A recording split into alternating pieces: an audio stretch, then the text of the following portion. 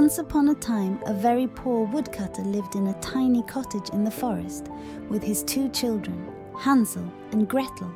His second wife often ill-treated the children and was forever nagging the woodcutter. "There is not enough food in the house for us all. There are too many mouths to feed. We must get rid of the 2 brats," she declared. And she kept on trying to persuade her husband to abandon his children in the forest, take them miles from home, so far that they can never find their way back. Maybe someone will find them and give them a home. The downcast woodcutter didn't know what to do. Hansel, who one evening had overheard his parents' conversation, comforted Gretel. "Don't worry, if they do leave us in the forest, we'll find the way home," he said, and slipping out of the house, he filled his pockets with little white pebbles, then went back to bed.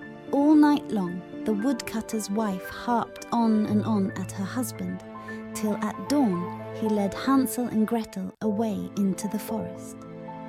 But as they went into the depths of the trees, Hansel dropped a little white pebble here and there on the mossy green ground. At a certain point, the 2 children found they really were alone. The woodcutter had plucked up enough courage to desert them, had mumbled an excuse and was gone. Night fell, but the woodcutter did not return. Gretel began to sob bitterly. Hansel too felt scared, but he tried to hide his feelings and comfort his sister. "Don't cry, trust me. I swear I'll take you home, even if Father doesn't come back for us." Luckily, the moon was full that night, and Hansel waited till its cold light filtered through the trees. "Now give me your hand," he said.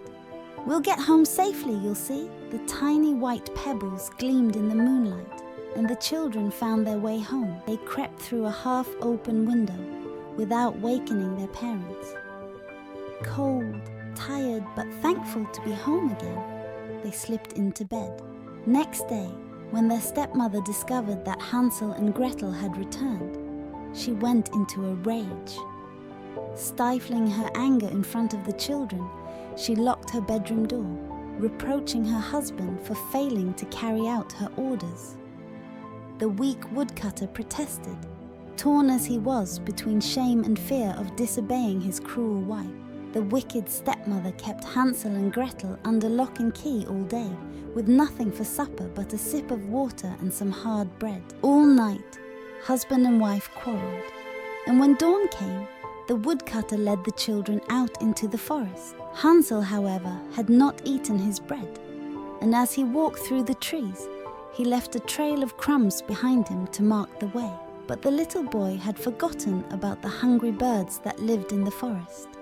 When they saw him, they flew along behind, and in no time at all, had eaten all the crumbs. Again, with a lame excuse, the woodcutter left his 2 children by themselves. "I've left a trail, like last time," Hansel whispered to Gretel consolingly. But when night fell, they saw to their horror that all the crumbs had gone. "I'm frightened," wept Gretel bitterly. "I'm cold and hungry and I want to go home." "Don't be afraid. I'm here to look after you." Hansel tried to encourage his sister, but he too shivered when he glimpsed frightening shadows and evil eyes around them in the darkness. All night the 2 children huddled together for warmth at the foot of a large tree. When dawn broke, they started to wander about the forest, seeking a path. But all hope soon faded. They were well and truly lost. On they walked and walked, till suddenly they came upon a strange cottage in the middle of a glade. "This is chocolate," gasped Hansel, as he broke a lump of plaster from the wall. "And this is icing," exclaimed Gretel, putting another piece of wall in her mouth. Starving but delighted, the children began to eat pieces of candy broken off the cottage. "Isn't this delicious?" said Gretel, with her mouth full. She had never tasted anything so nice. "We'll stay here," Hansel declared, munching a bit of nougat. They were just about to try a piece of the biscuit door when it quietly swung open. "Well, well, said an old woman, peering out with a crafty look. "And haven't you children a sweet tooth? Come in! Come in! You've nothing to fear," went on the old woman. Unluckily for Hansel and Gretel, however, the sugar candy cottage belonged to an old witch, her trap for catching unwary victims. The two children had come to a really nasty place. "You're nothing but skin and bones," said the witch, locking Hansel into a cage. "I shall fatten you up and eat you. You can do the housework," she told Gretel grimly. "Then I'll make a meal of you too." As luck would have it, the witch had very bad eyesight, and when Gretel smeared butter on her glasses, she could see even less. Now, Gretel had brought her brother a chicken bone, and when the witch went to touch his finger, Hansel held out the bone. "You're still much too thin," she complained. "When will you become plump?" One day, the witch grew tired of waiting. "Light the oven," she told Gretel. "We're going to have a tasty roasted boy today." A little later, hungry and impatient, she went on, "Run and see if the oven is hot enough." Gretel returned, whimpering. "I can't tell if it is hot enough or not." Angrily, the witch screamed at the little girl. "Useless child! All right, I'll see for myself." But when the witch bent down to peer inside the oven and check the heat, Gretel gave her a tremendous push and slammed the oven door shut. The witch had come to a fit and proper end. Gretel ran to set her brother free, and they made quite sure that the oven door was tightly shut behind the witch.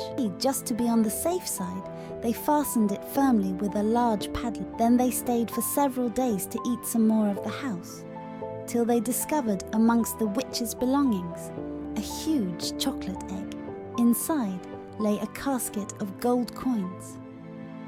"The witch is now burnt to a cinder," said Hansel, "so we'll take this treasure with us."